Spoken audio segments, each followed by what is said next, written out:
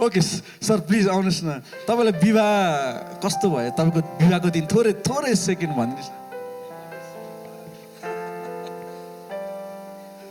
Okay सरलाई धन्यवाद यो समयको लागि। अनुभव त्यो समय ओके एकदम मजाको एक्साइटमेन्ट है। अनि बिरामी थिएँ, एकदमै स्वर पनि आएको थिएन। जब करार बाँध्ने समय आएको थियो त्यो बेला पनि स्वर थिएन। अनि त्यो बेला जोड तोडले बोलेको थिएँ किनकि उसलाई बनाउनु थियो आफ्नो। अनि आवाज थिएन तैपनि एउटा मनमा डर सँगसँगै खुसी थियो किनकि हामी दुई थियौँ, अब एक हुन लागेको समय थियो त्यो बेलामा। अनि एकदमै मजाको कुरा।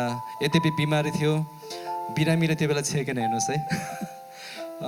आवाज पनि थिएन, ज्वरो एकदमै ज्वरो आइराखेको थियो। पनि हामी त्यहाँ सहभागी भयौँ, उसलाई अहिले ल्यायौँ। अहिले विवाह भएको हाम्रो 7औं वर्षमा प्रवेश पनि भइसकेको छ। छोरो अहिले 4 वर्षमा अस्ति भर्खर लाग्यो। छोरो अहिले पढ्दै पनि छ। यही हो, एकदम खुसी लाग्यो। धन्यवाद। Thank you so much sir. पक्कै पनि सबैलाई आफ्नो विवाहको दिन सबैलाई खुसी लाग्छ। मलाई लाग्छ मैले कमै व्यक्ति भेटेको होला जो विवाहको दिन त्यो बेखुसी छ। हामी सबै एक्साइटेड हुन्छ, रमाइलो हुन्छ। अर्को एउटा विवाहको स्टोरी सेयर गर्न मन लाग्यो। प्लिज अर्को एउटा स्लाइडमा जाउँ न। अर्को ओके, यो चाहिँ मेरो आफ्नै विवाहको स्टोरी। मेरो श्रीमतीलाई उठ्न अनुरोध गर्दछु, एकचोटि उठिदेऊ न। मेरो श्रीमती यहीँ नै छ। अनि थ्याङ्क यू सो मच। अनि हामीको विवाहको दिन चाहिँ म पनि एकदमै एक्साइटेड थिएँ। त्यो दिन एकदमै खुसी लाग्दो रहेछ, रमाइलो लाग्दो रहेछ। म एकदमै तयारी भएर आएको थिएँ। अनि जसै म तयार थिएँ अनि त्यो दिन फेरि हाम्रो त्यो लकडाउन थियो है। लकडाउनको बेला हामीले विवाह गरेको थियौँ। अनि एकदमै थोरै मात्रामा हामी मानिसहरू थियौँ। अनि मैले 8 वर्ष कुरेँ मेरो श्रीमतीलाई पाउनको लागि। अनि रै पनि म प्रार्थना गरिरहेँ, हामी कुरि नै रह्यौँ। अनि प्रभुले हाम्रो प्रार्थनालाई सुनिदिनु भयो। अनि हाम्रो छोरा पनि यही छ। अनि त्यसपछि आएर जुन विवाहको दिन म कोट सोट लगाएर यसरी रेडी भइरहेको थिएँ। अनि म ठ्याक्क गेटबाट बाहिर निस्किँदाखेरि चाहिँ मेरो आमाले मलाई हेर्नुभयो। अनि त्यसपछि मेरो आमाले यसो हेरिकन त आँखाभरि आँसु निकाल्नुभयो। अनि म त छक्क परेँ। अनि मम्मी तपाईँ किन रोको? आज त मेरो बिहे हो, तपाईँ किन रोको भने तपाईँले झन् मलाई नर्भस बनाइदिनु भयो भने मैले मम्मीलाई। अनि सायद त्यो खुसीको आँसु थियो होला है। अनि जन्मैदेखि हुर्काए छोरो ठुलो भयो। अनि आज चाहिँ यो विवाहको लागि चाहिँ योग्यको भयो अनि रेडी भयो भनिकन सायद त्यो खुसीको दिन थियो होला। अनि त्यो खुसीको आँसु थियो होला मेरो आमाको आँखाबाट त्यो आँसु। अनि म गएँ। अनि त्यसपछि मेरो श्रीमतीलाई देखेँ, एकदमै राम्री देखेँ, खुसी लाग्यो है, राम्रो मेकअपमा। अनि I was so much happy with my wife by looking her beautiful face. अनि त्यसपछि आएर यसरी नै हाम्रो पछि विवाह भयो। अनि हामी यसरी जियौँ। अनि आज हामी यसरी नै प्रभुको महिमा गर्नको निम्ति अगाडि बढिरहेका छौँ। अनि मलाई लाग्छ समय भ्याउँदैन, तर हामी सबैको आफ्नो प्रेम कथा अनि विवाहको कथा छ। अनि हामी रमाइरहेका छौँ। कोही लाइनमा छौँ, कोही प्रार्थना गरिरहेका छौँ।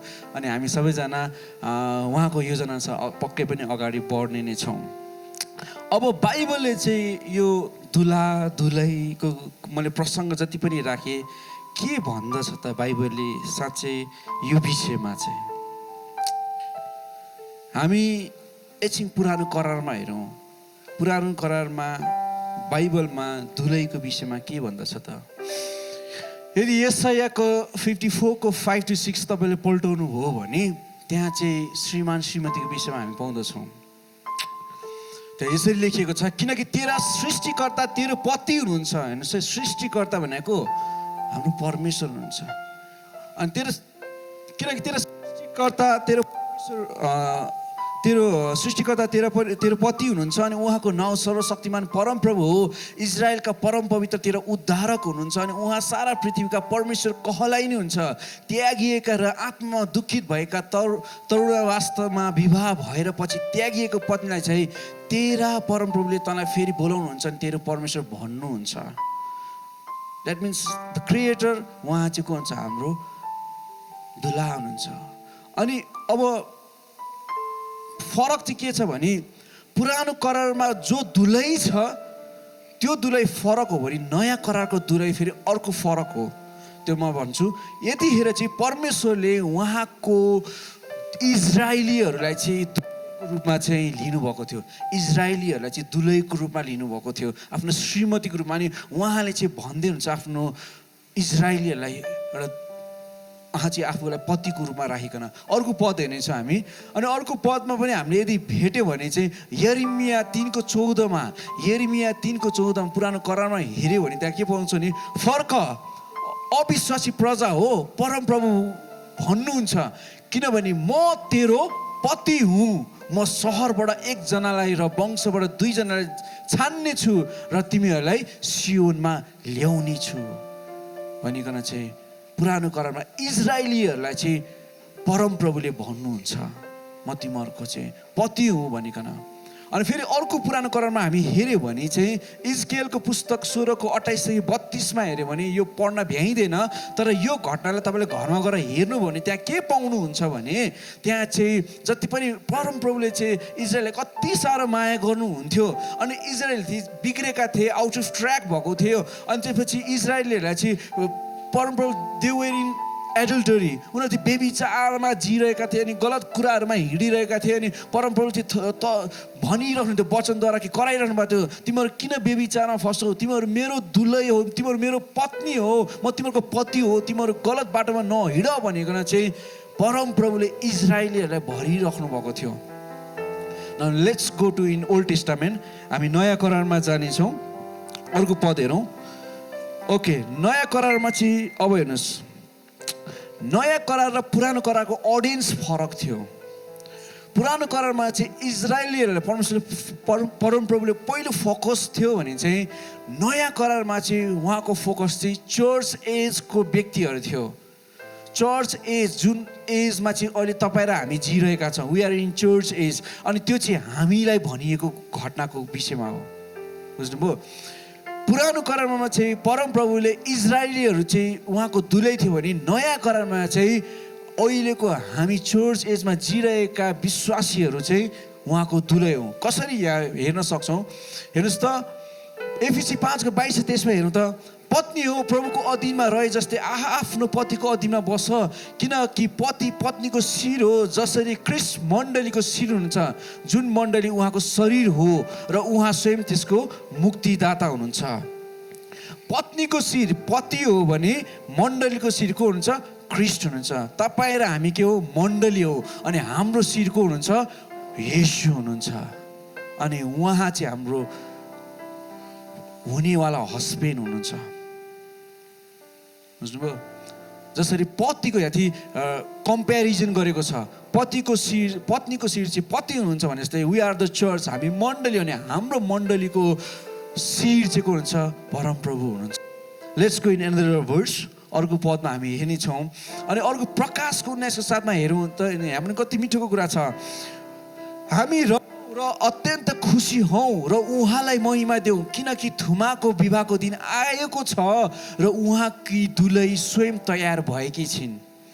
We are the bride of Christ, हामी क्रिस्टका दुलै हो नि, हामी तयार हुँदैछौँ। थुमाको पत्नी तयार भइरहेको छ, अनि थुमा चाहिँ आउँदै हुनुहुन्छ भन्ने कुरा हामी यो पदमा हेर्न सक्छौँ। अर्को पद जाउँ हामी, अर्को पद 2 कोरिन्थी 11:2मा, ईश्वरीय डाहाले, यो चाहिँ पावलले चाहिँ कोरिन्थीको मण्डलीलाई चाहिँ भनेको कुरा हो यो। अनि यसमा के छ, ईश्वरीय डाहाईले म तिमीहरूप्रति डाही भएको छु, एउटा पतिको पवित्र दुलैको रूपमा तिमीहरूलाई प्रस्तुत गर्न मैले क्रिस्टसँग तिमीहरूको मगनी गरिदिए। के गरिदिए? मगनी भनेको के हो, के हो?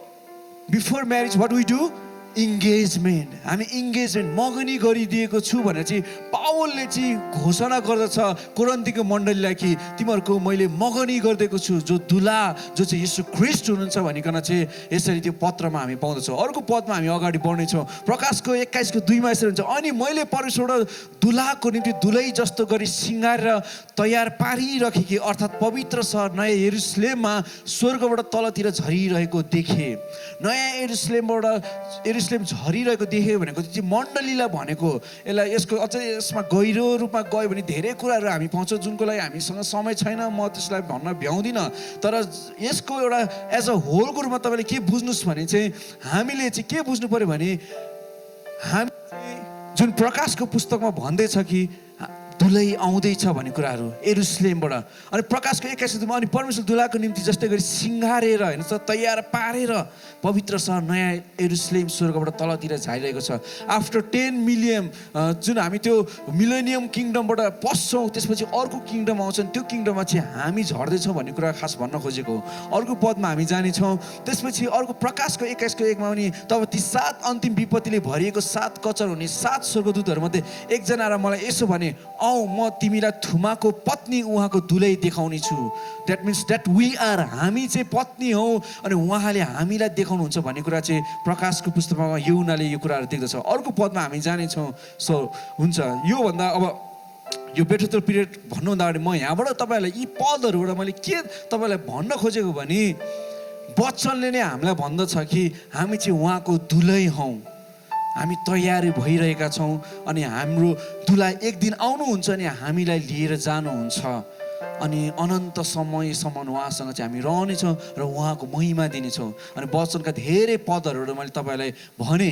पुरानो करार अडियन्सको थियो, पुरानो करारको अडियन्स चाहिँ को हुनुहुन्थ्यो? इजरायलीहरू थिए। तर अहिलेको अडियन्स यसुको समयको अडियन्स चाहिँ चर्च हो। चर्च एजको टाइमिङको मानिसहरू जो चाहिँ आज तपाईँ र हामी हो, हामीलाई चाहिँ यसुले यी कुराहरू भन्न खोज्दै हुनुहुन्छ। Now let's go to Bethel period. यो हुनुभन्दा अगाडि म तपाईँलाई मिठो कुरा के भन्न चाहन्छु भने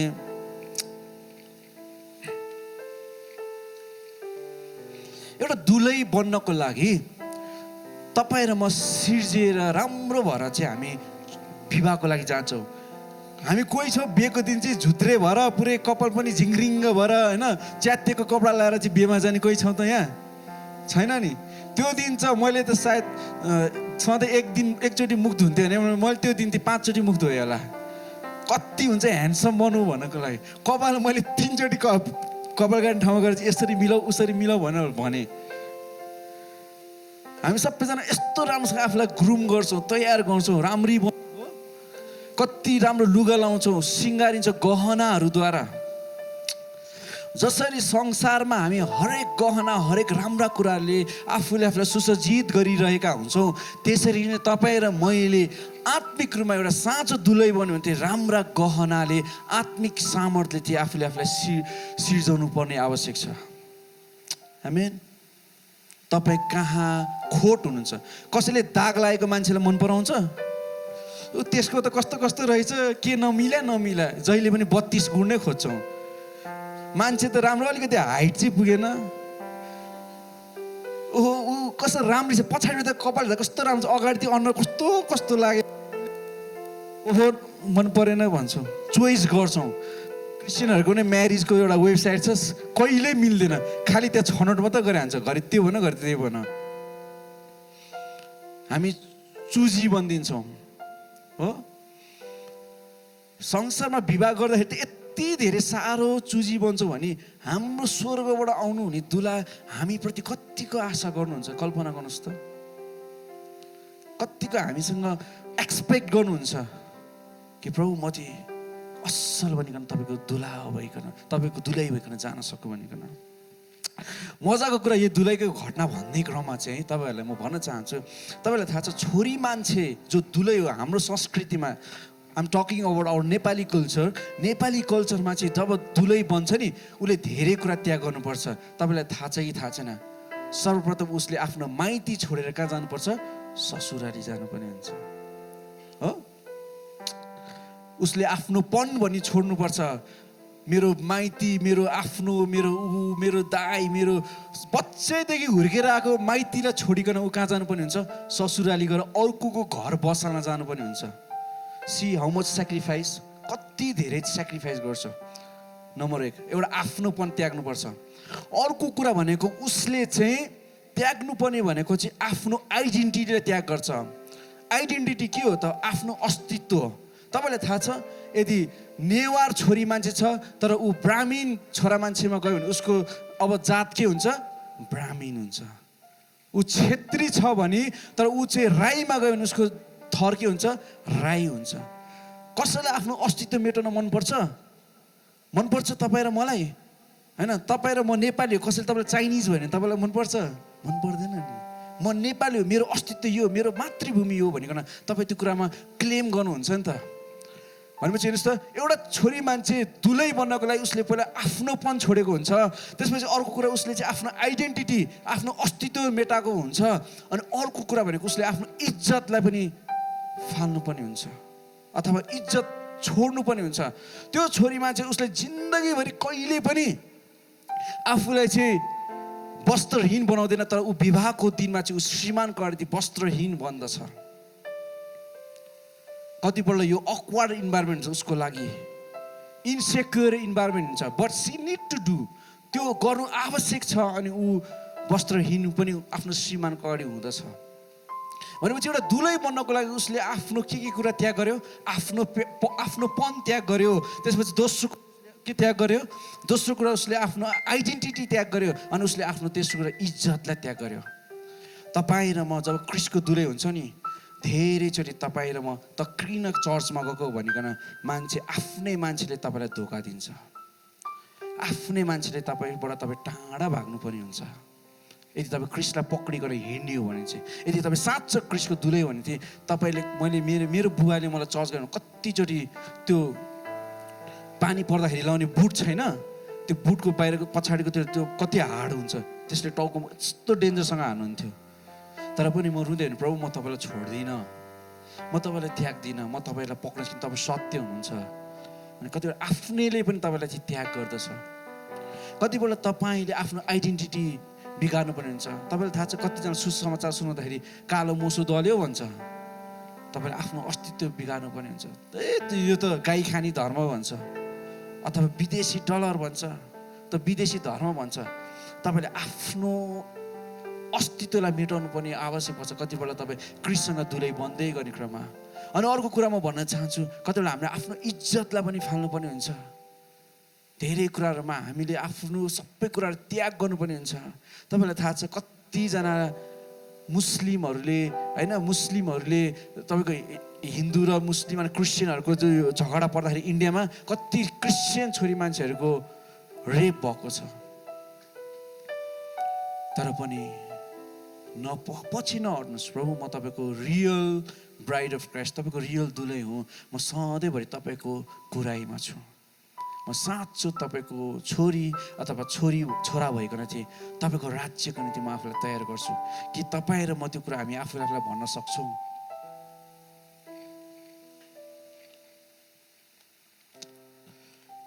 अब जाउँ बेट्रोथल पिरियड। बेट्रोथल पिरियड भनेको यो यस्तो समय हो जुन चाहिँ विवाह गर्नुभन्दा अगाडि गरी मग्नी भन्छ। के भन्छ अरे? बेट्रोथल पिरियड भन्नुहोस् त, अलिक सुनिनँ मैले। Betrothal period, oh this is the timing of engagement before doing wedding. विवाह गर्नुभन्दा अगाडि चाहिँ गरिने एउटा समय हो। अनि यो समयमा चाहिँ के हुन्छ भने जब उनीहरूको इङ्गेजमेन्टको अवस्था हुन्छ, त्यो इङ्गेजमेन्ट भएपछि छोरी मान्छे र छोरा मान्छे सेपरेट बस्नुपर्छ, बुझ्नुभयो? सेपरेट छुट्टै बस्नुपर्छ। त्यो समयमा चाहिँ छोरा मान्छेले आफूलाई तयार गरिरहेको हुन्छ अनि छोरी मान्छेले आफूलाई तयार गरिरहेको हुन्छ। अनि यो टाइमिङमा चाहिँ जब इङ्गेजमेन्ट भइन्छ नि, त्यसपछि दुला चाहिँ दुलैको लागि चाहिँ अकाउन्टेबल भएर बसिराख्नुपर्छ, अनि दुलै चाहिँ दुलाको लागि अकाउन्टेबल भएर बसिराख्नुपर्छ। दायाँ बायाँ जानुहुन्न, अरू केटासँग लाग्नुहुन्न, अरू केटीसँग लाग्नुहुन्न, गलत ठाउँमा जानुहुन्न, गलत आफ्नो जीवन जिउनुहुन्न। यस्ता धेरै कुराहरूमा चाहिँ यो पिरियडमा चाहिँ तयार गर्नुहुन्छ। यदि तपाईँ बाइबलमा अनुसार जानुभयो भने पनि इजरायलीहरूको कल्चर अनुसार चाहिँ, यहुदीको कल्चर अनुसार पनि तपाईँले बेट्रोथल पिरियड पाउनुहुन्छ, जहाँ चाहिँ येशूको आमा बुबा योसेफ र मरियम पनि, उहाँहरू पनि यो टाइमिङमा जानुभएको थियो। अनि यसमा चाहिँ तपाईँको अकाउन्टेबिलिटी भन्ने कुरा आउँछ। के आउँछ अरे? अकाउन्टेबिलिटी। त्यो भनेको जवाफदेही। तपाईँ कतिको जवाफदेही बन्नुहुन्छ आफ्नो हुनेवाला श्रीमानसँग अथवा हुनेवाला श्रीमतीसँग, बुझ्नुभयो? अनि यो कुरामा चाहिँ तपाईँले आफूलाई तयार गर्नुहोस्। अनि अर्को कुरा के छ भने तपाईँ र मेरो लागि चाहिँ परमेश्वर चाहिँ हामी उहाँसँग मग्नी भइसक्यो। अघि पावलले के भनेको थियो तपाईँले याद छ पदमा, मैले के गराइदिएँ, मगनी गराइदिएँ। Now we are in that period, हामी बेट्रोथल पिरियडमा छौँ। अब हाम्रो काम के हो त, वी सुड बी अकाउन्टेबल। हामी अकाउन्टेबल हुनु कसप्रति थिए, हाम्रो दुलाप्रति, हाम्रो दुलाप्रति। के हामी त्यो तयार छौँ त? धेरै सङ्घर्ष आउँछ, मजाको कुरा हेर्नुहोस् त। दुला दुलैले विवाहमा के प्रयोग गर्छ, औँठीमा के लगाउँछ, औँलामा के लाउँछ, औँठी लाउँछ। अनि त्यो औँठी कस्तो हुन्छ, गोलो हुन्छ। जब त्यो औँठी लगाइन्छ नि, त्यो गोलोको इन्डिङ पोइन्ट हामी पाउँछौँ, पाउँदैन नि। भनेपछि जस्तै तपाईँको दुलासँग मग्नी गर्दै हुन्छ, तपाईँ त्यस्तो अनन्तको सम्बन्धमा जोडिनुहुन्छ कि जहाँ तपाईँको इन्डिङ नै छैन। आमेन।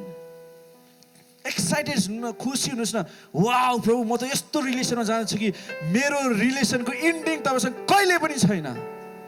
सधैँभरि तपाईँसँग म छु प्रभु, किन मैले तपाईँलाई विश्वास गरिसकेको छु। आज तपाईँ र मैले एउटै काम गर्नुपर्ने, एउटा विश्वासले आराधना प्रशंसा यो सबै कुराहरू देखाउनु भन्दा पनि सबैभन्दा इम्पोर्टेन्ट कुरा चाहिँ तपाईँ र मैले पाएको मुक्तिलाई चाहिँ बचाउनु चाहिँ सबैभन्दा इम्पोर्टेन्ट कुरा हो। के अर्थ, जब तपाईँले म खतरा गरौँ, सबै राम्रो गरौँ, हिरो बनाऊ, हिरोइन बनाऊ, फेम बनाऊ, फेसबुकमा युट्युबमा कति फलोवर्स, लाइक सबै कुरा होस्, तर तपाईँ र मैले लास्टमा चाहिँ पाएको मुक्ति नै घुमायो भने what's the use of those things? त्यो कुराको के अर्थ रह्यो त? तपाईँ र आज मैले त्यो अनन्तसँग सम्बन्धमा पाउने मुक्तिलाई चाहिँ घुमाउनु हुन्न। आमेन। अनि यो कुरामा चाहिँ हामी बोलिनुपर्छ। अब विवाह गर्दाखेरि जहिले पनि करार बाँधिन्छ, हो कि होइन? हाम्रो पवित्र विवाह जहिले पनि करार बाँधिन्छ। करार बाँध्दाखेरि के हुन्छ त? करार बाँध्दाखेरि के हुन्छ? करार बाँध्दाखेरि चाहिँ अब दुईजना दुलादुली राख्छन्, त्यहाँ चाहिँ विवाहको करार बाँधिन्छ।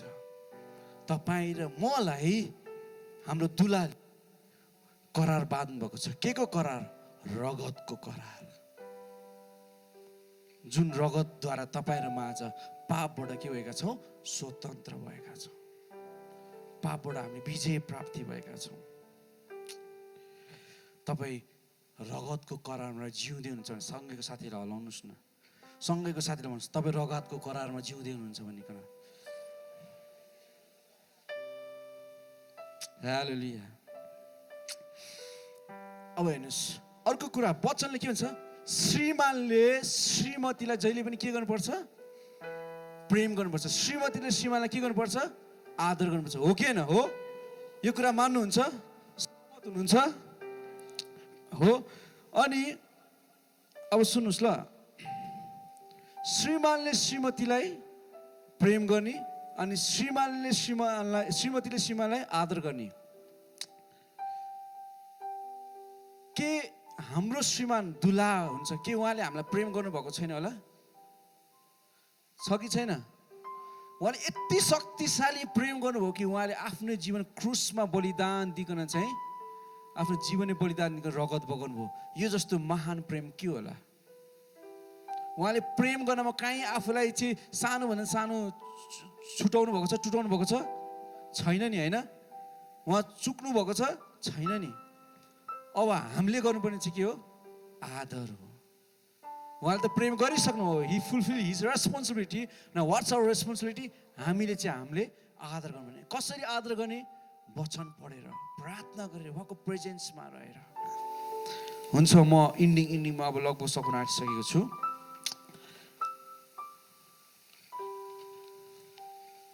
एफिसी 5:26 हामी छौँ। यस हेतुले कि उहाँले त्यसलाई पानीले धोएर वचनद्वारा पवित्र पार्न सकुन् र उहाँले दाग वा चौरी नभएको अथवा यस्ता कुनै कुरा नभएको तेजस्वी मण्डली, के मण्डली? तेजस्वी मण्डली आफैलाई प्रस्तुत गर्न सकुन् र त्यो चाहिँ पवित्र र निष्कोट होस्।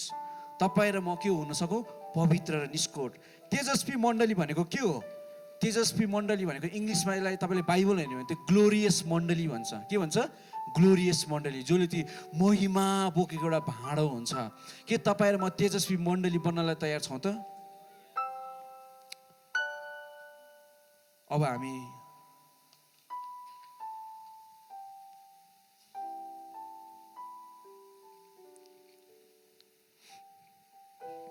क्रिस्चियन जीवन जिउनु एकदमै महत्त्वपूर्ण कुरा छ। यदि तपाईँ पवित्र बन्ने हो भने यो सेन्सिटिभ पनि कुरा छ। तपाईँ र मैले के खान्छौँ, के लाउँछौँ, के हेर्छौँ, के हिँड्छौँ भन्ने कुरा धेरै कुराहरू महत्त्वपूर्ण कुरा छ। क्रिस्चियन भएपछि यो कुरामा सोच्नु आवश्यक। यदि तपाईँ र म तेजस्वी मण्डली भने धेरै खानाले पनि समस्या तपाईँ र मेरो जीवनमा। धेरै खाँदा समस्या हुन्छ कि हुँदैन? यो मन्दिरमा असर गर्छ। थोरै खानाले पनि समस्या, यो मन्दिर अस्वस्थ हुन्छ, मालन्युट्रिसन हुन्छ। राम्रो धेरै लुगा लाउँदा पनि समस्या, थोरै छोटो लुगा लाउँदा पनि समस्या हो। त्यसपछि थोरै बोल्दा पनि धेरै, यो सबै कुरामा हामी सेन्सिटिभ हुनु आवश्यक छ। तपाईँ र मैले जिएको एक एक पल चाहिँ के त्यसले मेरो प्रभुलाई महिमा दिइरहेको छ त? यो कुरा इम्पोर्टेन्ट छ हो। एउटा भजनले भन्छ नि, म आफै त आफ्नो होइन, सबै थोक तपाईँकै हो। अनि धेरैचोटि ती मेरो लाइफ, मेरो जीवन, मेरी लाइफ, मेरी मर्जी भनेर जिरहेका हुन्छौँ। कसलाई के मतलब? होइन प्रियहरू, यो हाम्रो जीवन चाहिँ परमप्रभुको हो। हामी उहाँको दुलै हौँ अनि हामीले जिउने हरेक कुरा चाहिँ उहाँको महिमा दिनको निम्ति चाहिँ इम्पोर्टेन्ट आवश्यक छ। अनि यो भजनमा हेर्दै गर्ने क्रममा चाहिँ त्यो छोरी मान्छेले ती आफ्नो गर गहना हेर्ने सुरुमा होइन, त्यो बाइबल, त्यो अनि उहाँको लुगा कति सङ्घालेर राखेको थियो होइन। त्यो गहना हराएर कति तर्सिन्थ्यो। तपाईँ र मेरो गहना के हो? तपाईँ र मेरो बाइबलको अध्ययन कहाँ छ? तपाईँ र मेरो पवित्रताको जीवन कहाँ छ? यो कुरा राख्नु इम्पोर्टेन्ट छ। तपाईँ र म यहाँ हेरौँ न, धुलीखेलमा माथि के अरे 1000 स्टेप्स, 1000वटा सिडीमा गयो भने देख्छौँ नि कति जोडीहरू हो, कति जवानहरू देख्छौँ संसारमा हराइरहेका छन्। यो धुलीखेलमा कति ठाउँमा हामी पार गर्ने संसारमा हराइरहेका छन्। तर ती सबै जवानहरू चाहिँ आज हराएर ती सबै कुराबाट ती सबै कुराबाट फिल्टराइज भएर तपाईँहरू छानिएर प्रभुको वेदीमा आउनुभएको छ। अनि तपाईँ र हामी पनि प्रभुबाट टाढा भयो भने, प्रभुको असल दुलै भएन भने चाहिँ कसले प्रभुको महिमा गर्ने? मण्डली कसरी वृद्धि हुने? तपाईँ र म आज प्रभुको साँचो दुलै हुनु आवश्यक छ। आमेन। के हामी तयार छौँ त? हन्नाको जीवन हेऱ्यो भने कति पवित्र जीवन देख्दछौँ। उसले प्रार्थना गर्छ, सधैँभरि एक तत्त्व भएर बस्छ। उसको जीवन कस्तो शक्तिशाली कुराहरू खोल्यो। उसले सोचेको यति थियो तर उसले प्रशस्त उसलाई प्रभुले दिनुभयो। तपाईँ र म पवित्र जीवन जिउँ, दुलै भएर जिउँ। तपाईँले चाहेको सोचेको भन्दा नि कैयौँ गुणा प्रभुले प्रशस्त आशिष दिनुहुन्छ। के हामी तयार छौँ? अन्तिम एउटा पद भनेको म दृष्टान्त भनेको जानेछौँ। मत्ती 25को 1देखि 13 हामी एकचोटि हेर्नेछौँ। यो दृष्टान्तमा हेरौँ। अनि यहाँ चाहिँ तपाईँहरूले पढ्न सक्नुहुन्छ। यहाँ घटना के छ भने चाहिँ 5 जना छोरी बुद्धिमानी, 5 जना छोरी अबुद्धिमानी थिए। उनीहरूले चाहिँ तेलको भाँडामा चाहिँ के गरिरहेको थियो त होइन, भाँडामा चाहिँ तेल बोकिरहेको थियो। अनि त्यसमा चाहिँ यसो आउँदै कोही उनीहरूको मालिक आउँदै हुन्थ्यो। 5 जनाले चाहिँ आफूसँग एक्स्ट्रा ओइल बोकेको थियो अनि 5 जनाले चाहिँ एक्स्ट्रा ओइल थिएन हो। अनि त्यसपछि आएर जब उनीहरूको मालिक दुला आउने क्रम थियो अनि त्यहाँ चाहिँ के भएको थियो, त्यहाँ चाहिँ के घटना भएको थियो त, उनीहरू चाहिँ आँटे, ओए मेरो त बत्ती निम्यो, मलाई तेल देऊ न भन्दा छैन। अनि जब उनीहरू बजारमा लिन जाँदाखेरि के थियो, उसको मालिक आएर चाहिँ लगिसकेको थियो। कस्तो मिठो छ। अनि त्यहाँ अन्तिममा भने चाहिँ हेर्नुहोस् ल, त्यहाँ घरमा गर, समय नभएर मैले पढ्न पाइनँ, अब बन्द भयो, अब सिद्धियो भनेको छ। यो एकदमै राम्रो दृष्टान्त छ। यसले कस्तो मिठो कुरा सिकाउँछ कि तपाईँ र मैले यदि हामीले आफ्नो एक्स्ट्रा ओइल तेल बोकेनौँ र हामी यसो आउँदाखेरि चाहिँ हामी तयार भएनौँ र हाम्रो लागि ढोका बन्द गऱ्यो भने अनि हाम्रो जीवन कता त? कि हामी सधैँ नर्कको जीवन जिउने, नर्कमै जिराख्ने? खबरदार याद गर्नुहोस् तपाईँ र हामीले कि प्रभु मेरो लागि स्वर्गको ढोकाको निम्ति म तयार छु कि छैन, म कहाँ छु? प्रकाशको 22:20मा हेर्नेछ अन्तिम पद। अनि यहाँ यसले छ, यी कुराको गवाही दिनलाई म भन्ने छु, निश्चय नै म चाँडै आउँदैछु। आमेन। निश्चय नै म चाँडै आउँदैछु। को आउँदै हुनुहुन्छ? येशू आउँदै हुनुहुन्छ। अनि यो बाइबलको कहाँ भनेको छ? बाइबलको सबैभन्दा लास्ट भर्समा भनेको छ, अन्तिम पदमा भनेको छ। अनि त्यहाँ के छ? रेड अक्षरले छ। के अक्षरले? रेड अक्षर। रेड अक्षर भनेको कसले बोल्नु भएको? येशूले बोल्नु भएको। अनि येशूले भनिदिन्छ, म चाँडै आउँदैछु, कि मेरो दुलै तयार छ त? कि मेरो दुलै निष्कोट छ? कि मेरो दुलै पवित्र छ? कि मेरो दुलै असल छ? तपाईँ कस्तो जीवन जिउँदै हुनुहुन्छ? अनि तपाईँ के प्रभुको आवाजमा, उहाँको अगुवाईमा बढ्दै हुनुहुन्छ? तपाईँको स्टोरी, तपाईँको कथाले प्रभुलाई महिमा, ग्लोरी दिइरहेको छ त? तपाईँको जीवनको जियाइ हामी कहाँ छौँ? हामी सबैमा एक एकवटा विक पोइन्ट छ। त्यो विक पोइन्टलाई परिवर्तन गरी निष्कोट, दाग रहित पवित्र दुलै बनाऊ। के तपाईँ तयार हुनुहुन्छ? कि हामी तयार छौँ? हाम्रो आँखालाई बन्द गर्नेछौँ।